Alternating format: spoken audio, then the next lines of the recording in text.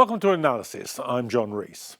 China has been conducting a huge military exercise around the disputed island of Taiwan, just 100 miles off the coast of mainland China. Western governments, including those in the US and the UK, have demanded they are brought to a halt.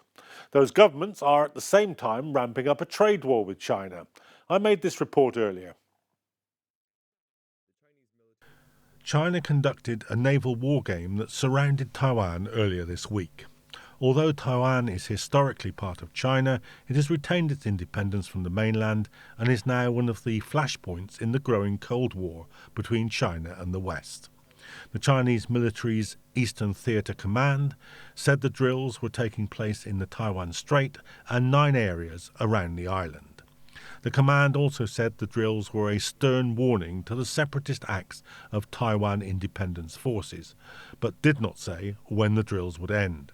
In a bellicose statement, one Chinese pilot said, 这次演练，我和战友的核心任务是突破敌防空警戒系统，夺取区域制权，直接检验空域警戒、空战对抗、空中加油等实战能力，就是用敌人听得懂的语言，警告台独分子。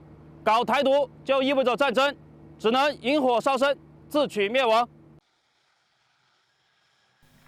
Taiwan's Defense Ministry and Coast Guard said that both agencies had dispatched their own forces. Fighter jets were seen taking off and landing at Taiwan's Hsinchu Air Base on Monday morning. In Washington, officials from the administration of US President Joe Biden said there was no justification for the drills and that they were continuing to monitor them.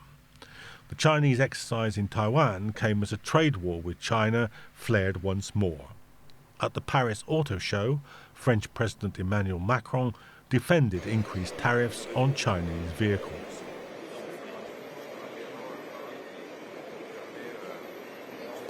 Alors, on traverse un moment difficile parce qu'il y a une contraction du marché européen et une très forte concurrence chinoise. Et donc je pense que c'est nécessaire dans ces moments-là, d'abord de se protéger pour mettre en quelque sorte des règles équitables. C'est-à-dire quand vous avez des subventions sur certains constructeurs en Chine, c'est normal qu'on mette des tarifs pour les compenser. Sinon on ne joue pas avec des règles équitables. C'est ce qu'a fait la Commission européenne et que nous soutenons. A spokesman for the Chinese manufactured MG brand said, "It's strange that they are asking everyone to change and make the transition to electric vehicle, and in the same time they impose such big tariff on the vehicles. It will only make the vehicle more expensive for the customer in the near future." The US already has a 100% tariff on Chinese electric vehicles. The juxtaposition of military exercises around Taiwan and the tariffs slapped on China in the trade war are a grim reminder of how a hot trade war can become a hot fighting war.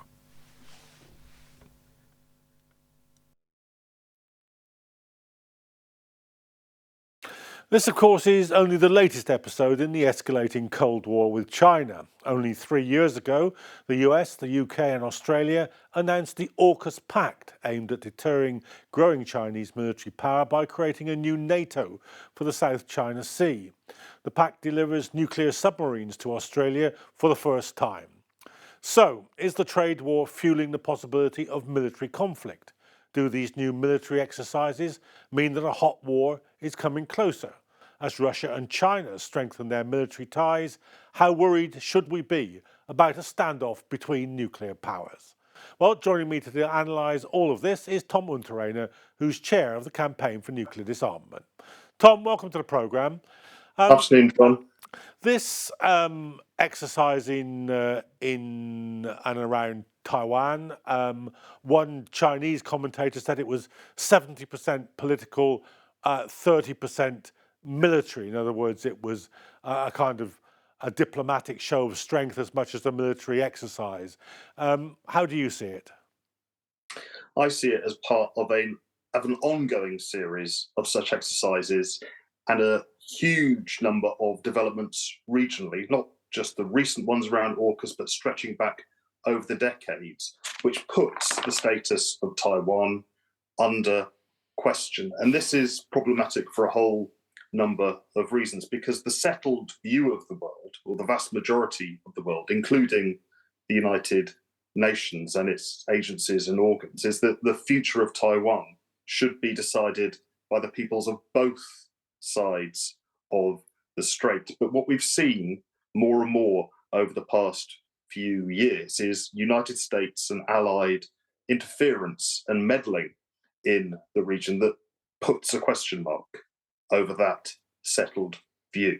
And it's incredibly dangerous indeed. For instance, just since 2023, the US has sold in excess of $2 billion worth of military equipment, weapons, so on and so forth, to Taiwan. For what purpose? Alongside the AUKUS agreement, which sees a combination of the United Kingdom, the United States, and Australia, with attempts to incorporate Japan into this agreement, introduce nuclear-powered attack submarines to the region for the first time. Now, you don't have to be a genius on international relations to understand that the people and the things that these attack submarines are supposed to attack are Chinese targets. So do you think that what's happening to the Taiwanese is that they're basically becoming a political football in a competition which isn't really about them? It's about the whole presence of, on the one hand, the United States and its allies, and on the other hand, China itself in this region, and the shipping lanes, the other disputed islands in the South China Sea. There's a much bigger picture here. I mean, after all, Taiwan has had this sort of independent status since 1949. There weren't military exercises all the way through that period, even though the Chinese never really liked it.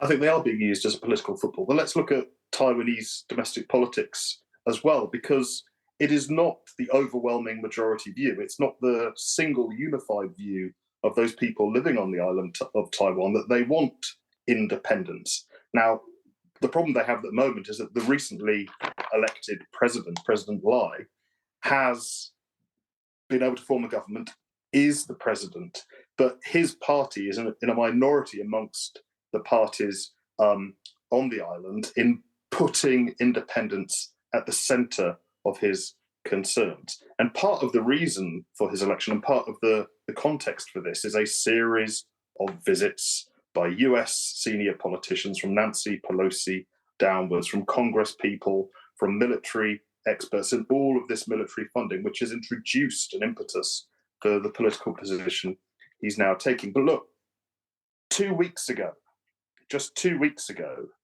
a joint naval exercise conducted by the US, the Philippines, Japan, New Zealand, and Australia conducted joint military operations in the South China Sea, in the region of China. Just 2 weeks ago, for the first time ever, the Japanese naval forces transitioned through the Taiwan Strait. What's happening here is not simply and straightforwardly an example of saber rattling on behalf of the Chinese, whether it be 70% political or not. And I think that's probably a fair assessment. It's part of a escalating sequence and series of military operations, military maneuvers, which are introducing an enormous degree of tension to the region. And you have to ask, for whose benefit? Who is benefiting from these increased tensions?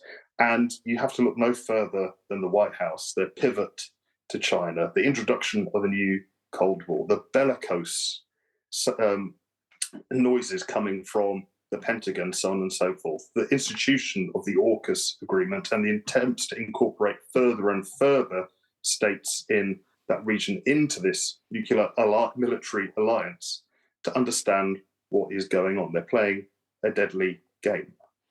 Let me just talk to you about the economic background to all this, because this is all taking place in the context of an already raging trade war between China and the West. We mentioned the new European tariffs, but the Americans already have 100% tariff rate on Chinese cars, and indeed on Chinese batteries for cars.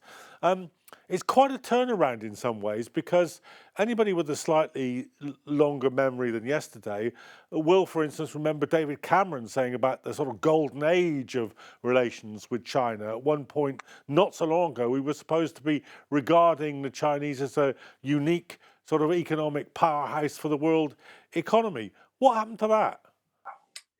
Well, I think China will find other markets for its goods. I mean, there are plenty of people in the UK who would like to be able to afford a fully electric car, but because of the processes and the barriers and tariffs that are being put in place, don't want to fork out for a Tesla, don't want to give a penny to the likes of Elon Musk, and would be delighted at the opportunity to buy a cheap, reliable Chinese car.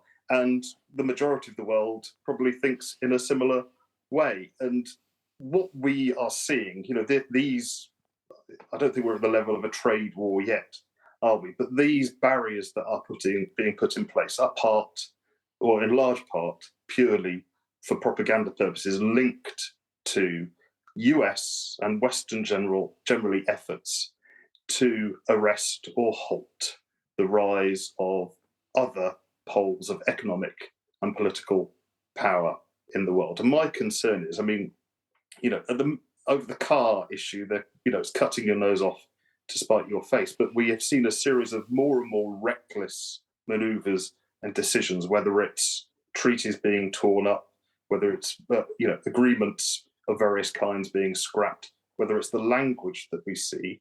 And this is an escalating process as well. They're taking desperate measures, and increasingly desperate as well as ridiculous measures, in an attempt to react to the reality of a changing world. The West will no longer be dominating militarily or politically or economically in the way that it has done in the past.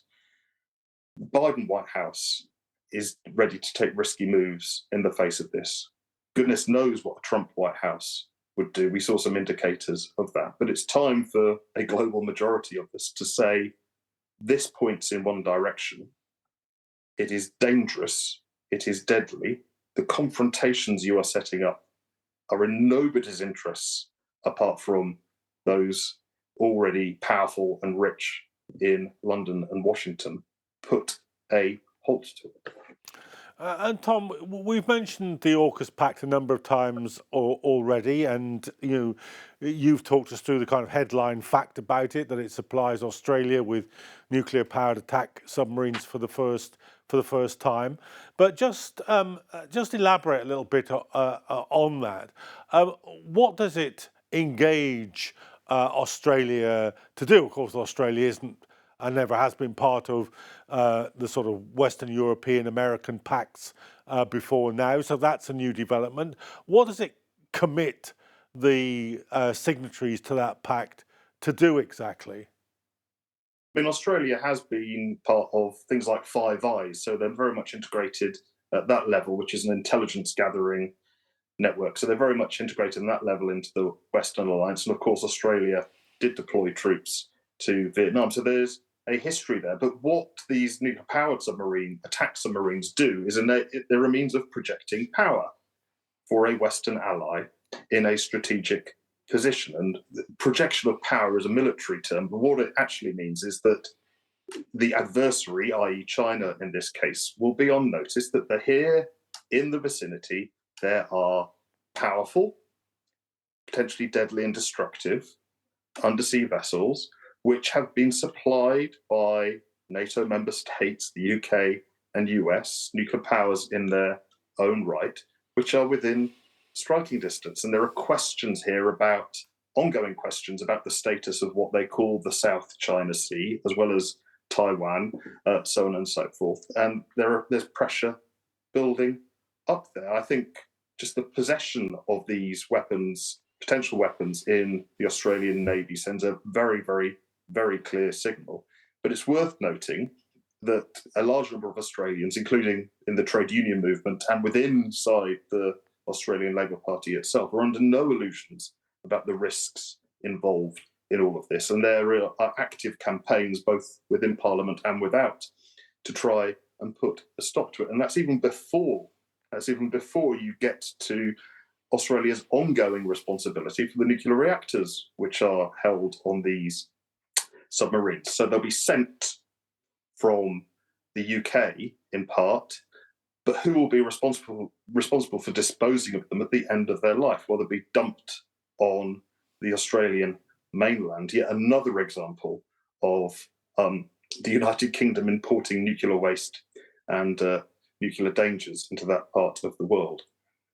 And Tom, we've been clear that these are nuclear-powered submarines. Are they nuclear-armed submarines? No, they won't be nuclear-armed submarines. However, what the symbolic nature of introducing nuclear-powered submarine capability into that part of the world is very stark indeed. I mean, we already know that there is a US nuclear presence in the Pacific region. We know that US nuclear submarines regularly dock in parts of Japan and indeed traverse in the area of South Korea. But introducing this particular capability is a deadly step, in my view. And do you think that we've now reached the point where the unipolar movement, as it was called after the Cold War, the sort of global and unchallenged hegemony, at least on a global scale, of the United States, is that over? Is now China effectively an economic and military superpower that is perhaps not yet quite on the same scale as the United States, but in the same league as the United States? I think there are two things that stop us from saying yes immediately on this. One is the fact that the United States still possesses the largest and most sophisticated armed forces ever assembled in human history. Its number of nuclear warheads and its nuclear war-fighting capabilities are far, far in excess of anything that China possesses. So there's that for a start. The second thing is that, whereas with the United States and its project in the post-Cold War era was very clearly expounded and very clearly explained through the Wolfowitz Doctrine and a series of military actions and endeavors from the late 1990s onwards, which made it absolutely clear that what America was about, what its military and economic might was about, was for securing for the United States global dominance, global superiority over all other states militarily and economically. China says no such thing. China promotes and is quite open about its plan for what is termed common security. It has no interest in expanding like this. We will not see Chinese bases dotted around the world in the same way that US and UK bases, for instance, are dotted around the world. We will not see China doing things like undertaking things like the Yugoslav war, dropping bombs on countries far, far away. It's not going to happen. In terms of economic relations, you can already see the building blocks for alternative economic structures that China is part and parcel of, whether that's the BRICS agreement or various other economic and financial structures and organizations which are being built in cooperation around the world. And in none of these economic and financial meeting points and agreements, in none of these is there a military element. The military is just simply does not feature, and its interaction does not feature in the same way that it does for NATO, for instance, and in bilateral and multilateral agreements that the UK and US may well undertake. So we're talking about a different thing. We're not talking about replicating a new global dominant superpower, in the image of the US, but based in Beijing. They're not interested in doing that. Is that partly because rising empires tend to rest on their economic strength and declining empires tend to rest on their military strength? I mean, after all, the United States didn't replicate European colonial methods of dominance. In fact, it made a virtue of saying, oh no, we're not sending, civil servants to administer your country. We're simply going to kind of overawe you economically with American corporations. And then the guns came later. Is that what we're watching? I don't know about that. All of these processes are not without their internal contradictions, and things have to play out. But in terms of signs of a declining empire. One last thing I do have to mention, there is the focus on China's military operations in and around Taiwan. Well, yesterday, NATO forces launched across Europe the 2024 version of something called Steadfast Noon. Now, this is a wargaming simulation based in Europe that models and is supposed to prepare for nuclear war in Europe. 2,000 personnel are involved, 8 bases. Nuclear capable planes are flying over Europe as a whole and over the United Kingdom as well.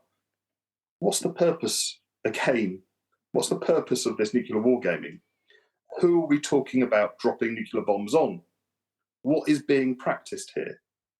What is being practiced here and why? And again, it's another example of the degree to which the tensions are building, the way in which the whole context is escalating and pointing in one direction. It's clear to me that Britain and the US and other allied states are on a drive to war. The situation is urgent, and we need to mobilize, raise the alarm in an effort to stop all of this, because if we fail, if we do edge towards confrontation of any sort, the results could be incredibly deadly. Okay, thank you very much, Tom Unterrainer, Chair of CND. And of course, that's a vital issue that we'll be discussing in the future on Analysis, whether or not the 3 zones of warfare in Europe with the war in Ukraine, with the Middle East conflict escalating, and with the new Cold War with China. Is it the interaction of these various theatres that makes the world a uniquely unstable place? But that's for the future. For tonight on Analysis, thank you very much for watching.